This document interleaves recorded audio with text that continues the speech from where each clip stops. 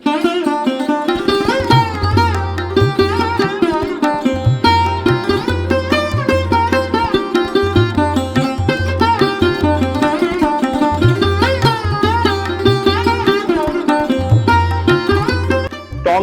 রাম রাবণ, হলুদ পাখি, হঠাৎ করে এই চরিত্রগুলোর কথা কেন বলছি বলুন তো?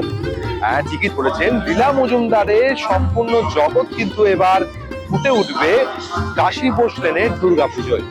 আর নেপথ্যেই রয়েছেন থিম শিল্পী অনির্বাণ দাস।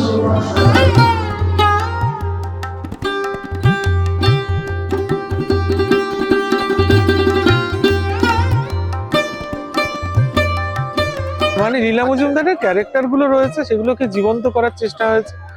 তাও পাইন গাছগুলোকেই আমি এমন ভাবে করেছি, এটা পাইন গাছ না বলে মেঘ যদি বলতাম মেঘও বলা যেত।